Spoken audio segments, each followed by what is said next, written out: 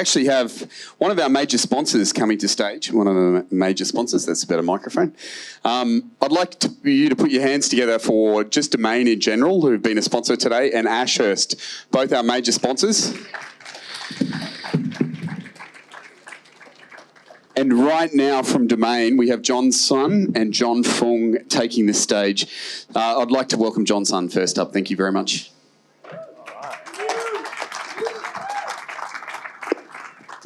You got it. All right. Can you hear me? Yeah. Cool. All right. Hello, my name is John Sun. I'm Head of Technology from Domain. Oh, sorry, you missed my face. There you go. Oh, another face there. Okay, cool. I run a team of 100 engineers looking after listings and agent solutions products. Like Pricefinder and Reel-based products. So it's really exciting for me to stand here and meet so many Proptech founders and colleagues. Not long ago, I was lucky to be part of corporate venture within Qantas. That's me about 10 years ago, less wrinkles and a lot more hair. We were lucky to be a handful of people who started the business and quickly grew to a few hundred people. And it was really great. I mean, it was a startup-y within corporate, the vibe, the people. We launched many products, ping pong tables and occasional beer pongs that happened. I got so hooked up, I decided to join an actual startup, just like many of you have. And this is one of the startups that I joined. It was a robotics startup. As you can see, we created products like Amazon's Kiva and self-driving forklifts. They had healthy amount of seed funding, great team, great culture, no bureaucracy. It was perfect. I was so sure that it was going to be perfect and we're going to be successful. But no, long story short, the startup went belly up within 3 years of seed funding. And I grew a lot of gray hairs exponentially during that time. And what happened? What happened? Our B2B customers were very demanding, and we didn't focus on the right things that mattered. Let me give an example. One of the prospective customers was running a warehouse, and they were using unconventional pallets. The image that you're seeing is perfectly standard pallets. And they wanted to solve that problem. I mean, we could have bought them a bunch of standard pallets and asked them to use it, but no, that's not what we did. We decided to develop a feature and deploy new sensors so that it can detect unconventional pallets. So after spending weeks and months of development time and spending a bunch of money, we finally got the feature. Our machines were perfect. It was detecting all unconventional pallets in the world, but nobody ended up using it. And so to the wound, the prospective customer moved on as well. And this is one little example, and we spent whole seed funding into developing hundreds of features that were not used. And we failed to generate any meaningful revenue. And we weren't bold enough to do less, and those things that matters for more people. So that's lesson number one. Prioritize, be ruthless about your minimal viable products. Do a small number of things well. I mean, why don't you go back and list of things everything that you're doing, try to rank in the order of importance. It's going to be bloody hard because everything is a priority. Everything needed to be done yesterday, right? So have a think about how to be bold and how to make a bold decisions to do less of what. Now I'm going to introduce you my partner in crime, John Foong. Two Johns from Domain, same looking, similar looking Asians. I know, I'm really here to confuse you.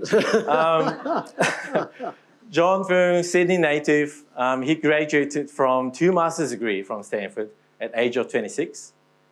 He spent 13 years in Google, of which 10 years in Google Clouds, and he was one of the first few leaders in Europe. And during his time, Google Cloud did 100 times in scale from $50 million to $5 billion. He also led Uber's business arm during pandemic, where business trip went down 99% during the time. He scaled business from $1 to $100 million. He's now leading Domain's 500-person customer-facing team, and he's responsible for raising our revenue to $1 billion. So ladies and gentlemen, one and only, John Foong.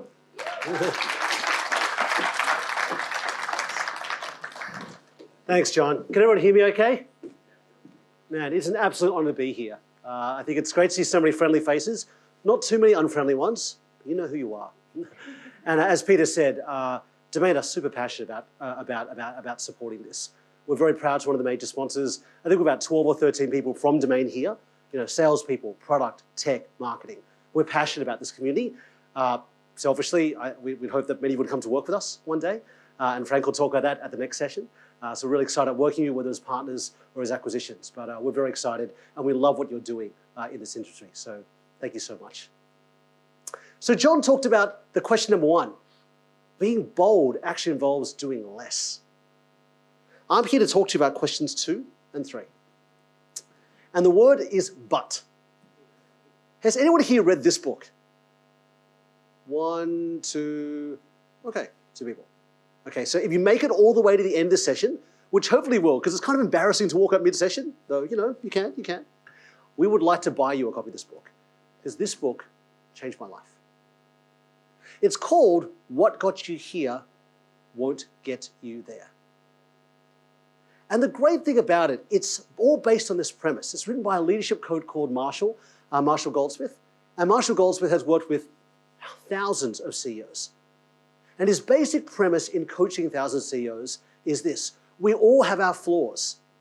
And what those flaws typically are overused strengths. They're things that got us to where we are. We're really hardworking. We're really great in the territory. We really want to win. They're all of these things.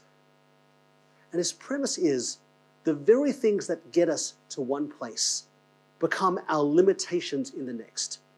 Because as you get to the next stage, you need to keep evolving yourself. Let me give you an example. So in my younger days, my strength was I loved to goof around. I loved to dress up. I loved to have parties. I loved to take photos at parties and put them on Facebook. That was my jive. I had like 1,000 costumes of me, and this is one of them. 70s parties, I know. There is a good-looking man under there. I'm still looking for him today. And so that was my jive. That was my jive. My 20s, my 30s, I loved it. I got to live all over the world, Africa, Europe, US, partying. Everyone loves Australians, right? Then one day, at the age of 32, I started to think, if I can do this forever. My dad pulls me aside and said, John, there comes a time where, let's call it, boys need to become men. And what I realized he was saying to me after I thought for a while is, if you would like to move on to the next stage of life, which is not for everyone, but if you want to have kids and have a family and all that kind of stuff, you might need to make some changes.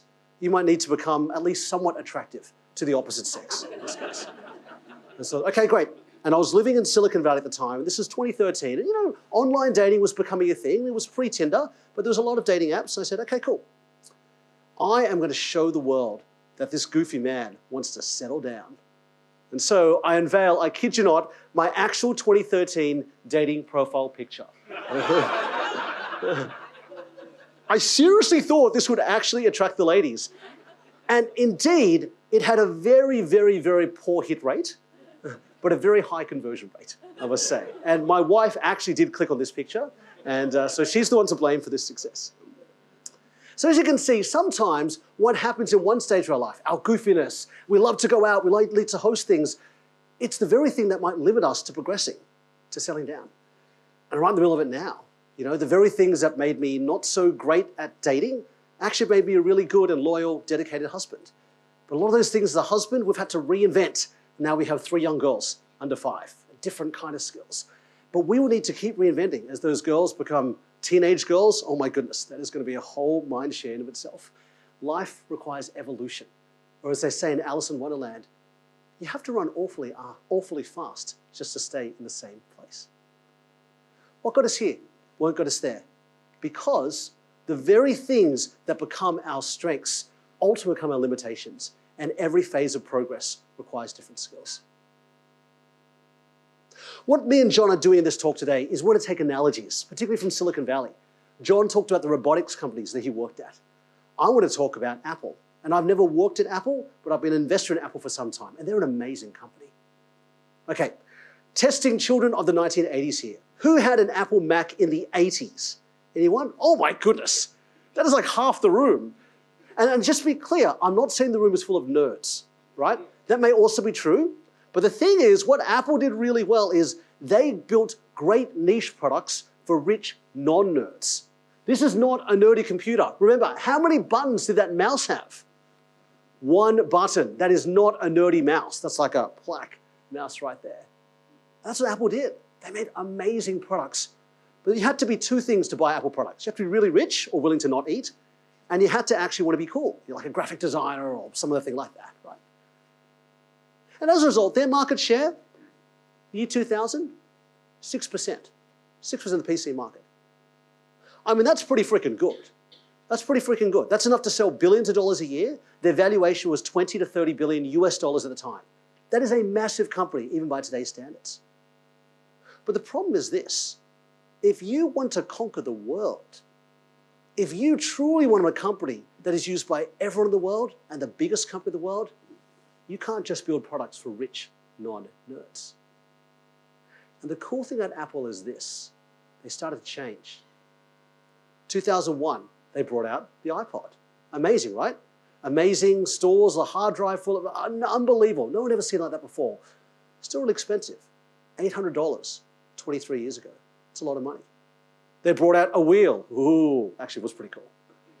Still 800 bucks though, still pretty expensive. And then something around 2003, 2004, something changed in Apple. This little mini came out. Not $800, $500, still very expensive. So which way were they going to go? They brought out the iPod Shuffle. $150, half a gigabyte of storage, no screen. The very first mass market product that Apple brought out. Something had changed. Somewhere Apple had made a decision that what got them there is not going to get them to where they want to go. And as a result, they are no longer a $30 billion company. They are a $3 trillion company. What happened? What happened? It's about 2007. Can anyone guess what it was? It was the iPhone. They released the iPhone. The iPhone, the Jesus phone, the phone that is the center of the universe for so many of us. Who here is an iPhone user? Oh my goodness, all of us. I spent 13 years at Google trying to stop people from buying Apple phones. And then I left Google and I sold out. I have all these different things, from the iPhone. That's what Apple did. Amazing stuff. The strength of tech for rich people could not scale to billions of people and trillions of dollars, making a blend of aspirational and achievable products. Just like I had to reinvent myself and wanted to get married and have children, Apple had to reinvent itself to become the biggest company the world has ever known. Pretty cool, huh? And the cool thing is, this is true of almost every successful company. What did Netflix start doing? Who remembers? Home delivered DVDs, DVDs in envelopes. And now look at them. The world's streaming leader, different additional content. Now they're doing ads, totally separate where they started. All these different pivots. Amazon, what do they start as? Bookstore. Now look at them. They make most of their profit not even by selling stuff, which they do, but by selling the infrastructure which helped them sell that stuff. Amazon Web Services. They're pivoted one thing to another to another. Facebook started as this app for Ivy League schools. What is it now? It's fundamentally a mobile app. 80% of the revenue comes from there. And not just the Facebook mobile app. It's Instagram. It's WhatsApp. It's now Facebook Threads. And Uber, a company I was proud to work on for a few years. What did they start doing in the first place? Limousines. That was their thing. Uber black cars. And now they are the mass market vehicle and food delivery, which I got to work on. What got each of these companies to get their first $1 billion was very different to the $100 billion or $1 trillion behemoths they are today. What got us here won't get us there. And so what I want to do is make it personal for you, right? Because all of us here are leaders. That's why you're here at this conference. You're leading companies. I want to share a bit about my own journey. As you can tell from my goofy past, Part of my challenge, part of my thing is I'm an Energizer bunny. I'm always there. I'm everywhere. That's what I do. I love this stuff. But you know, when you're leading a company of a few hundred people, you can't be Energizer bunny anymore. You can't be everywhere. You can't be everything. You have to step back and be a passionate coach. Doesn't mean you can't shout and scream from the sidelines, but you can't be 11 players kicking the soccer ball around. You have to empower people to be the Energizer bunny or whatever they want them to be. So I want to share with you some of my own shifts. This is me growing up, fierce competitor, great individual doer. I'd study the hardest. I would be the nerd, of course. I want to win. I want to build the workflow. I'm the guy who writes down all the operational workflow documents. That's how I get successful. I'm harder, I'm smarter, I study harder than other people. That's not going to work anymore. If I want to be a successful chief revenue officer, if I want to be a successful influencer in this PropTech space, I need to be a collaborator. I need to be a great manager. I need to help others win. And I need to build a culture, not just a workflow, that people can be successful.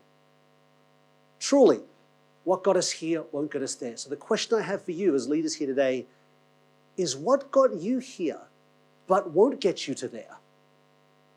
What are the strengths that have made you a great salesperson, a great technologist, but isn't going to make you a great PropTech CEO? What are the skills that made you a great Lone Ranger? Really good, not collaborating. But maybe you need to collaborate if you want to grow, if you want to scale. That's what this is. So, John talked about be bold. Sometimes the hardest thing people like to do is to do less. What are you going to do less of? Number two, what got you here but won't get you there? So in closing, we'll talk about number three, which is back. And this one's painful. This one's painful for me. Who here has seen the movie The Internship? Anyone? Oh, wow, most of it. That's great. Thank you. I, too, started my life as a Google intern back in 2006.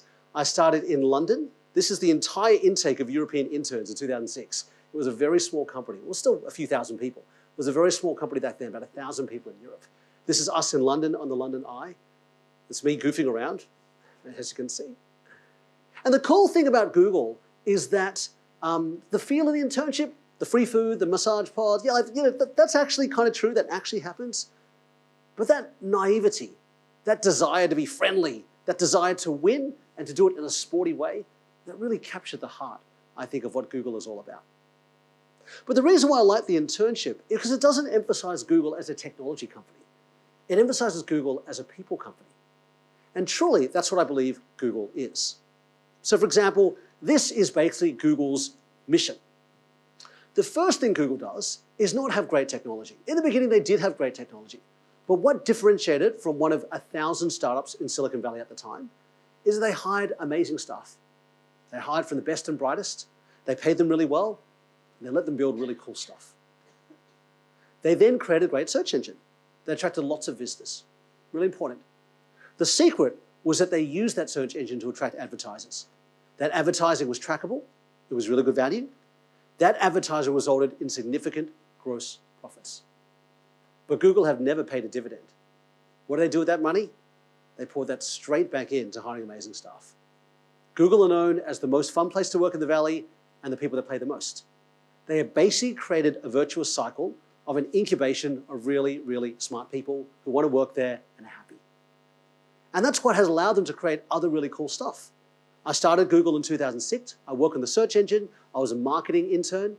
And then I ran a technical operations team. But in 2009, I was recruited to work on this very small thing called Google Cloud. We were just starting to sell paid Gmail, Google Workspace by then. That was one of a number of many other bets that they made. Gmail, Cloud, Maps, Android, YouTube. There's a whole lot that weren't successful, but there were a lot of other cool things that they got really smart people to work on, and they paid us really well. And eventually, they got a whole lot of users, and now all these things are generating tons and tons of gross profits.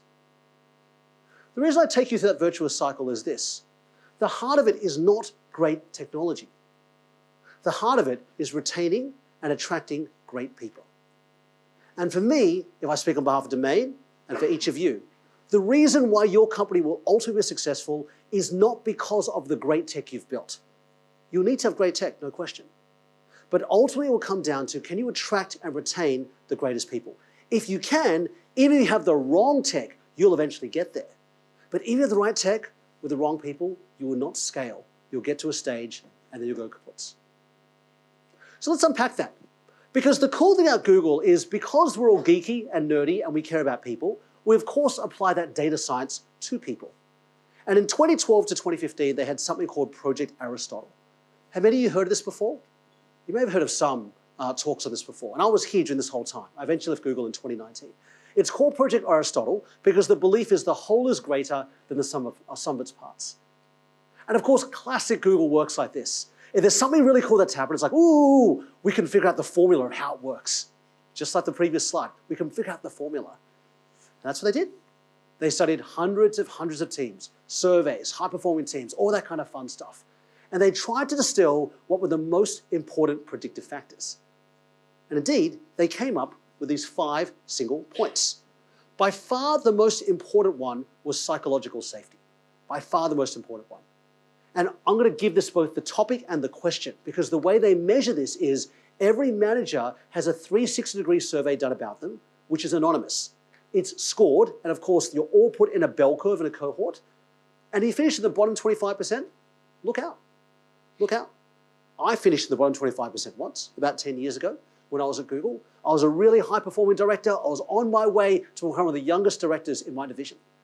And I got held back, not because of performance, not because people didn't like working with me, but because people working for me filled this out and put me in the bottom 25%. These things have teeth. Number 1, psychological safety. The question is, if I make a mistake in my team, is it held against me? That's what direct reports are answering about their managers. Number 2, dependability. My teammates say they'll do something, do they do it? Number 3, structure. Do we have an effective decision-making process? Number 4, meaning. Do I know what's the point of my job? Is it meaningful? Is it meaningful to the world? Is it meaningful to me? And number 5, I understand how what I do meets the goals of Google and our customers. Every 6 months, every people manager, you can't get away from this. It's scored, it's cohorted, it stares you in the face, it's linked to your bonus, your promotion. I think Google have done an amazing job linking all those things together. The reason I raise this is the following. When I failed at this, it had me search my soul for a while, for years. And I want to summarize all of that in one question. And I realized for me, there's one question that answers all those 5 questions, all those years of research. And that question is this: do I enthusiastically have the back of every single member of my team? I'll say it again. Do I, when I think through all my team members, do I not just have their back, but have their back enthusiastically? If they make a mistake, there's no way I'm going to punish them. It's a learning. They're great. This is just a learning for them. I really like them. I want to set them up for success. I would rehire them in an instant. If they left and their role was available and they said, I want to come back, I mean, no question, please come back, please come back. And I care about them. Not just about them as a person working for me, but their development, their family, their life. That's what it means to have someone's back. And I think the great thing of the Google questions is you put them all together, it kind of forms something like this. And my challenge to each of is following. Can you say yes and amen to all these questions for all your team? Can you? This is a high bar.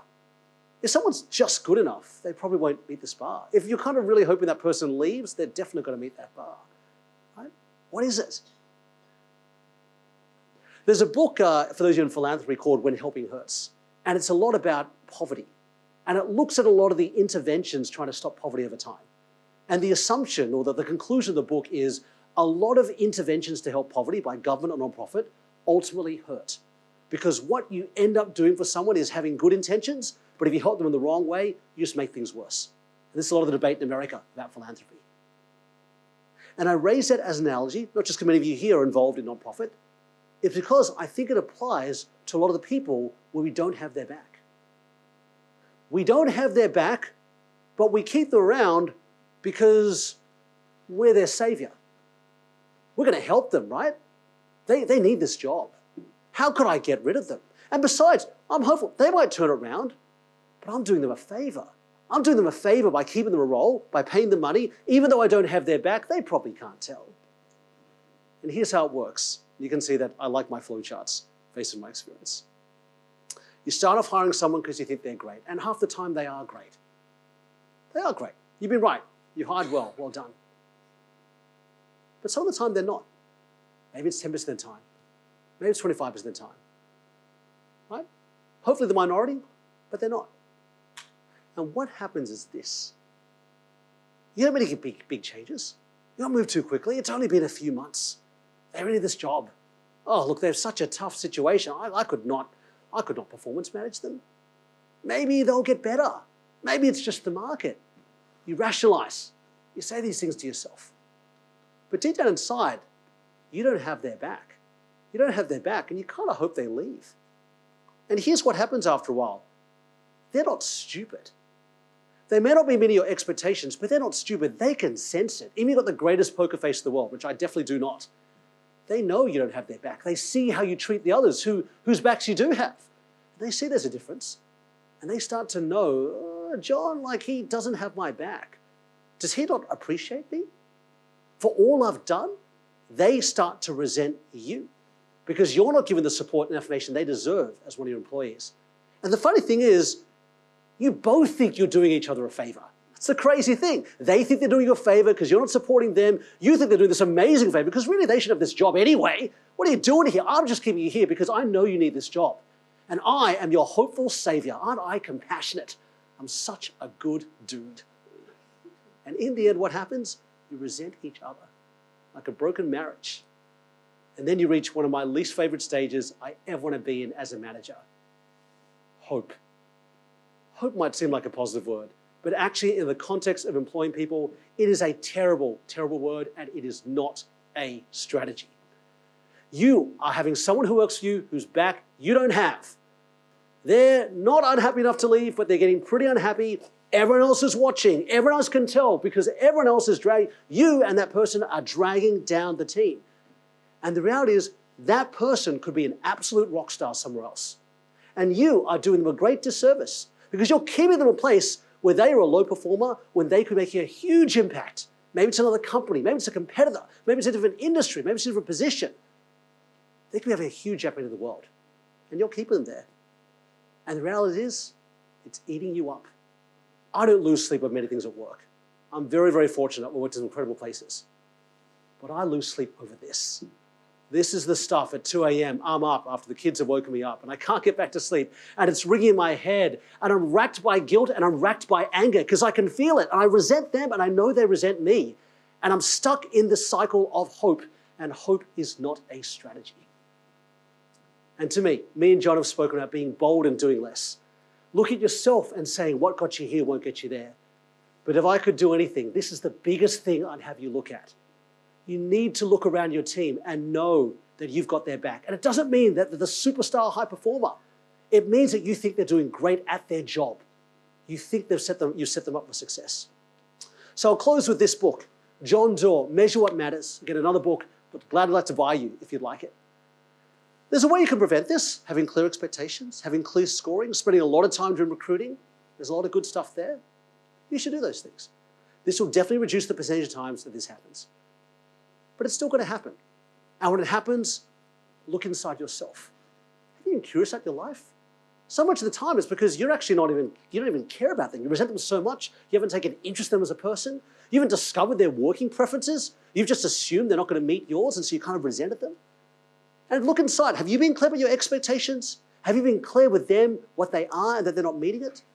Do you think they can meet those expectations? Sometimes it's solvable. I'd say 20% of the time, just by having a clear chat and having that come to Jesus chat. Hey, look, I'm really expecting you to do this. This. And they go, oh, wow, I didn't realize that. Okay, maybe there's a chance, but do something. And if you're not sure what to do, talk with someone else in this room. We've all been there.